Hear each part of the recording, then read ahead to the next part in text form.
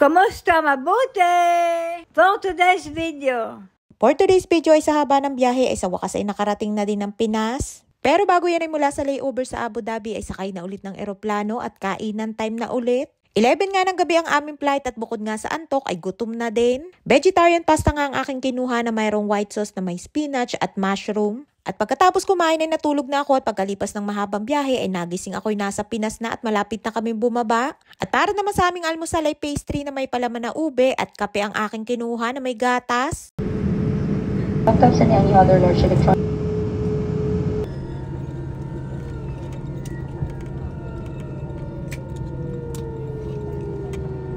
وصلت الرئيس يشير التوقيت المحلي إلى الساعة 11:51 دقيقة صباحا. Paglanding pa nga lamang ng eroplano ay excited na ang lahat na magsitayuan. Kanya-kanya nang ang baba ng mga maleta sa compartment at dahil naka-check-in din yung aking hand carry ay di wala akong bitbit at hindi ako nahirapan. Andito na nga tayo sa Pinas at pagkalipas nga ng mahigit 1 taon ay sa wakas ay nakabalik na ulit. Ito nga yung pinakamasaya at pinakamalungkot na lugar para sa aming mga OFW. Masaya kapag dadating at malungkot naman kapag aalis. Konti nga lamang ang tao ng araw na yan at ang daming ang bakante na pushcart. Hindi katulad kapag buwan ng December o kaya ay summer na talaga naman nagkakaubusan sa dami ng tao na nagbabakasyon.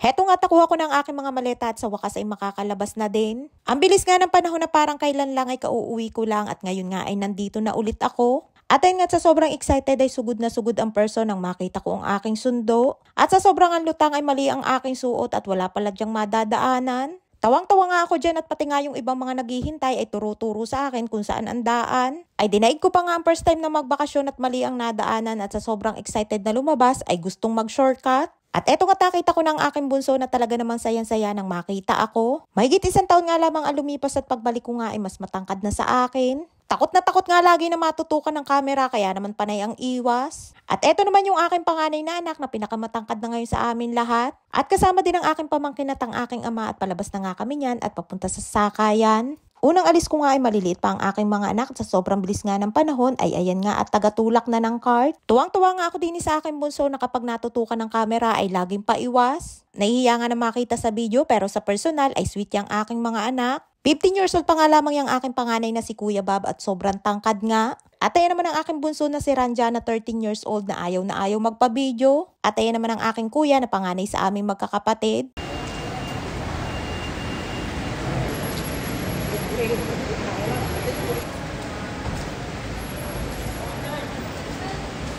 Alas 12 na nga ng tanghali na makarating ng Pinas at magwa 1:30 na nga nang makalabas ng airport.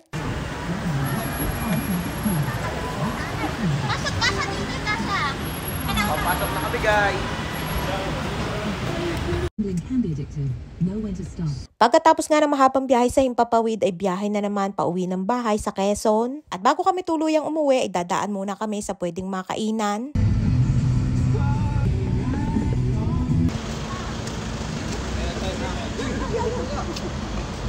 Ay nga't kadarating nga lamang ay mababangga na agad at kakain nga muna kami bago umuwi at wala nga mapili na makainan kaya dinin na lamang tayo sa Bida ang Saya. Kapag oras nga ng bayadan at kasama namin ang aking ama ay nakaka-discount nga gamit ang kanyang senior citizen card. Nag-order nga lamang ako dyan ng spaghetti at ng aking paborito na Aloha Burger. Kapag umuwi nga ng Pinas ay isa yan sa kainan na pinupuntahan namin mga OFW lalo na sa mga katulad namin na nasa Israel dahil walang Jollibee sa Israel. Pagkatapos nga namin kumain ay nagyaya ang aking mga junakis at bibili daw kami ng Cinnabon.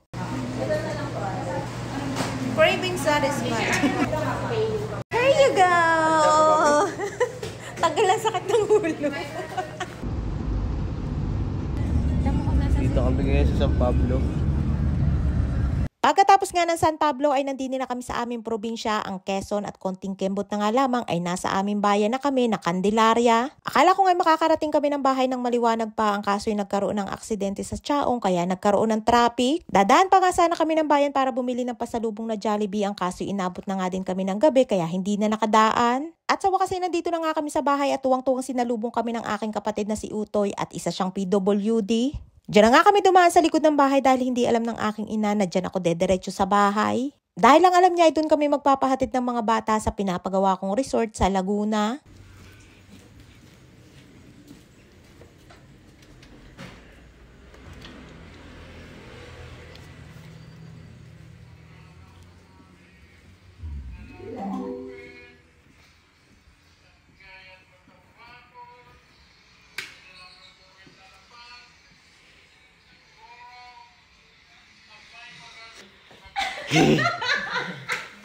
At ayun nga tang mapasukan namin ay busy-busy sa panunood sa cellphone ang aking mudra, Kels. Ayun nga lamang ang kanyang libangan dito sa bahay at hindi din naman mahilig sa layasan ang aming ina. At eto naman yung aking isa pang pamangkin na future engineer namin na camera shy din. Dalawa nga lamang sila na pamangkin ko at parehong lalaki at anak sila ng panganay naming kapatid. Ayun nga tang matutukan na naman ang camera ang aking bunso ay sabay talikod. At kasunod namin dumatay ngayong aking afam na siguradong may magtatanong na nasaan ang aking asawa. At ayan pala yung Euratex po matupuan para sa resort at in-order ko yan sa aking pinsan na si Tuse sa San Juan, Batangas. At mas mura sa kanila kumpara sa iba at may pwesto din sila sa palengke ng San Juan. Yo! Minumulta na ka ng damdamin ko. At yan na nga ang aking afam na galing pa ng Laguna, ang aking honeypot. Bigla nga may dumating na food panda at hinahanap ako at nagtaka nga ako dahil wala naman akong ino-order. At sa isip-isip ko na lamang ay baka may pa-deliver na pagkain ang aking ate.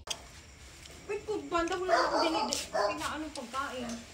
At habang binubuhay ko nga ang ilaw ay patay mali siya lamang ang aking honeypot. Ayun pala it's a prank at hindi pala pagkain kundi bouquet. Tuwing umuwi nga ako ay lagi siyang may pabulaklak at siya mismo ang gumagawa dahil isa siyang florist. At kaya pala wala siyang dala nang dumating siya ay ipinagawa na lamang niya sa kanyang kaibigan na florist din para ma-surprise ako. Salamat po kay Awin Castillo ng Awin's Flower Shop ng Candelaria, Quezon at salamat kay Kuya na nag-deliver. At para naman sa lahat ng okasyon ng mga taga Laguna ay order na po kayo sa aming page na House of Petals Flower Shop. At mismong ang aking honeypot ang mag-a-arrange at magdi-deliver para sa inyo. At ayun nga't kilig na kilig ang person at tabot tenga ang ngiti sa pa-surprise ng aking honeypot at dinaig pa nga ang teenager. At tari nga tayo magpatalo ng aming ama at ina na Malakoko Martin at Julia Montes ang tandem. Ay tawang-tawa nga ako dyan at pilit ibinibigay ng ama ang bouquet sa ina.